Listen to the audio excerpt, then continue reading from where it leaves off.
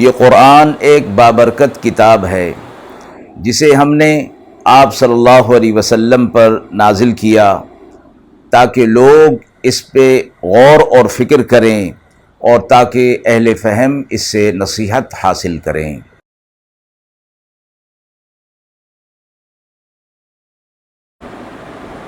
بسم اللہ الرحمن الرحیم۔ السلام علیکم ورحمۃ اللہ وبرکاتہ۔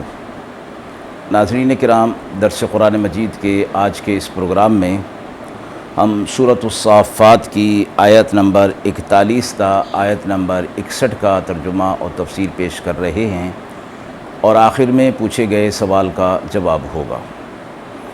اعوذ باللہ من الشیطان الرجیم، بسم اللہ الرحمن الرحیم۔ اولئک لهم رزق معلوم فواکہ وهم مکرمون فی جنات النعیم علی سرر متقابلین یطاف علیہم بکأس من معین بيضاء لذة للشاربين لا فيها غول ولا هم عنها ينزفون وعندهم قاصرات الطرف عين كأنهن بيض مكنون فأقبل بعضهم على بعض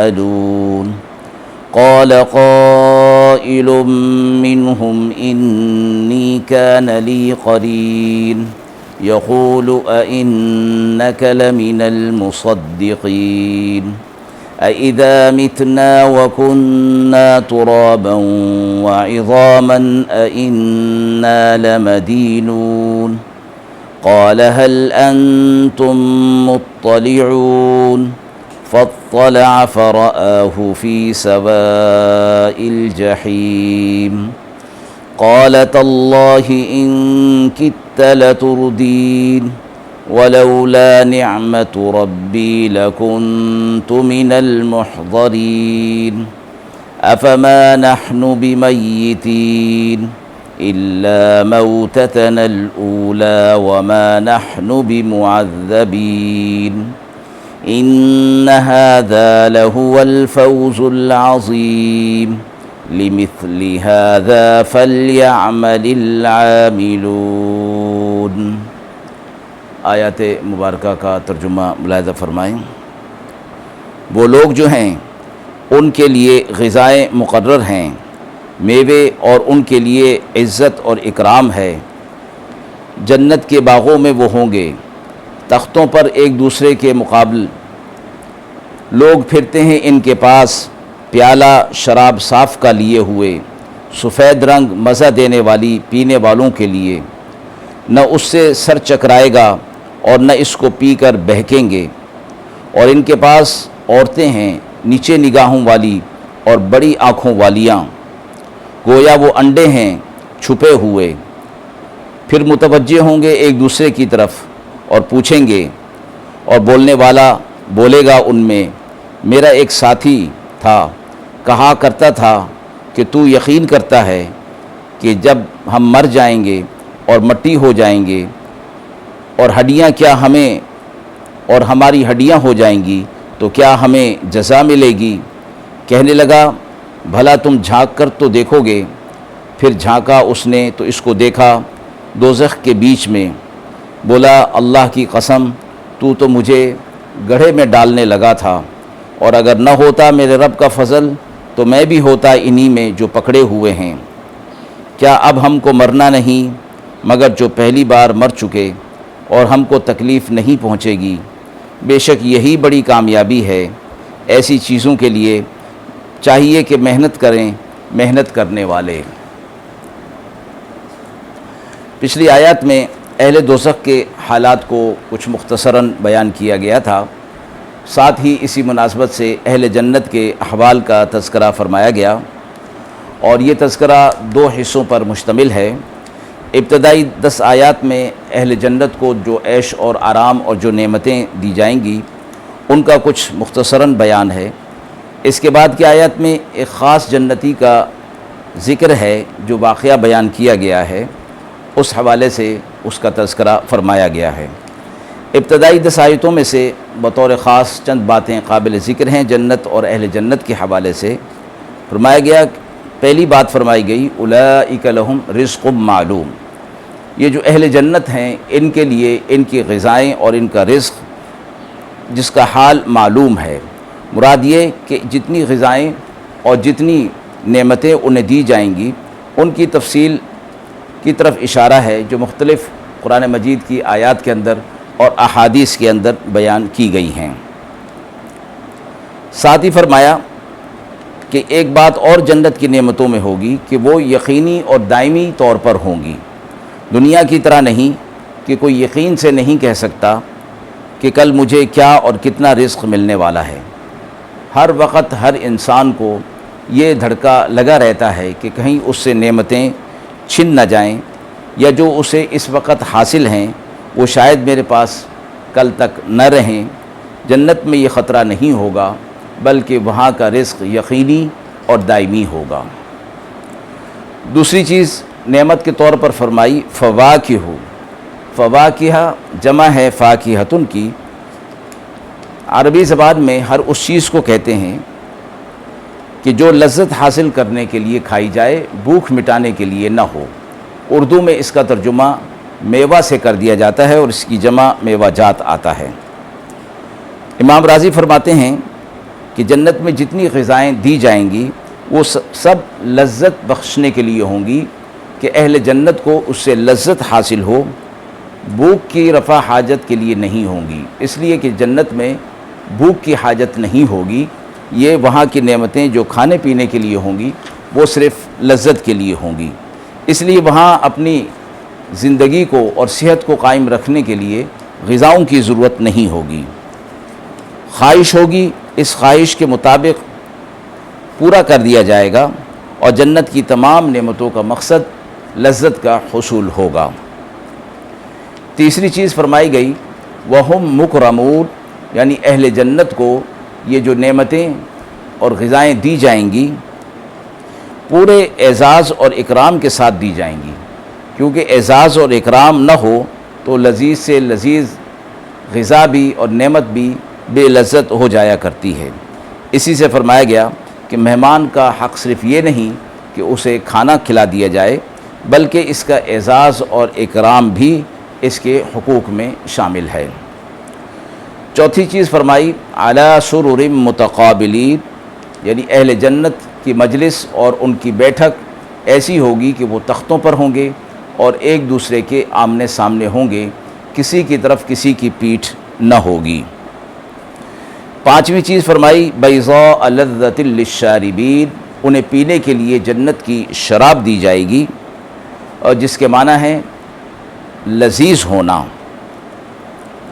اور یہ ایسی لذیذ ہوگی کہ انسان اس کا تصور بھی نہیں کر سکتا۔ چھٹی چیز فرمائی لا فیہا غول ولا ہم عنہا ینزفون، یعنی یہ شراب جو شراباً طہورا جسے قرآن مجید میں ایک جگہ پر کہا گیا، وہ اس حوالے سے جیسے دنیا کی ہوتی ہے کہ نہ اس کے اندر بدبو ہوگی، نہ گندگی ہوگی، نہ اس سے کوئی تکلیف ہوگی، نہ عقل کا بہکنا ہوگا، جیسا کہ یہ ساری خامیاں دنیا کی شرابوں میں پائی جاتی ہیں۔ ساتویں چیز فرمائی قاصرات الطرف، یہ جنت کی حوروں کی صفت بیان کی گئی کہ وہ نگاہوں کو نیچے رکھنے والی ہوں گی، اور جن کے ساتھ اللہ تبارک و تعالیٰ کی طرف سے ان کا رشتہ ازدواج قائم کر دیا جائے گا، اس کے علاوہ وہ کسی کو بھی آنکھ اٹھا کر نہیں دیکھیں گی۔ آٹھویں چیز فرمائی کأنہن بیض مکنون، یہ بھی انہی جنت کی حوروں کی صفت بیان کی گئی کہ وہ ایسی ہوں گی جیسے چھپے ہوئے انڈے، یعنی انڈا جو اوپر جو چھلکا ہوتا ہے اندر کی چیز اس کی بالکل محفوظ ہوتی ہے۔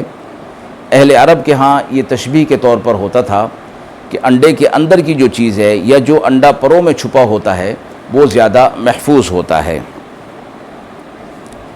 اس کے بعد کی 10 آیات میں، ابتدائی 10 آیات میں اہل جنت کی نعمتوں کا اور ان کے احوال کا کچھ تذکرہ کرنے کے بعد ایک خاص جنتی کا تذکرہ کیا گیا ہے، اور اس کا احوال یوں ہے کہ آخرت میں یہ شخص جو پہنچے گا تو دنیا کے اندر اس کا ایک معاملہ ہوگا، اس کا ایک دوست ہوگا جس نے اپنے پیسے کو کسی دنیاوی معاملے میں، کاروبار میں لگایا ہوگا، اور جب کہ یہ شخص جو جنتی آخرت میں ہوگا اس نے وہ پیسہ آخرت میں اللہ کی رضا کے لیے استعمال کیا ہوگا۔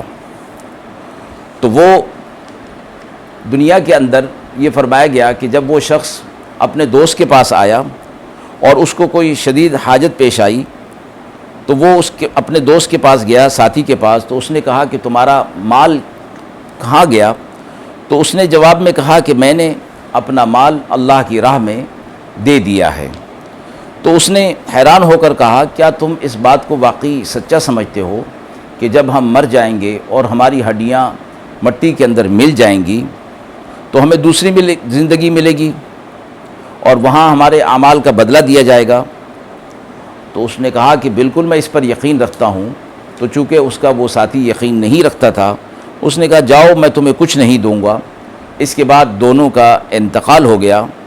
مذکورہ آیات میں جنتی سے مراد وہ بندہ ہے جس نے آخرت کے لیے اپنا سارا مال صدقہ کر دیا، اور اس کا دوسرا جو ساتھی تھا وہ جہنمی تھا، وہ کاروبار میں شریک تھا جس نے آخرت کی تصدیق کرنے پر اس کا مذاق اڑایا تھا۔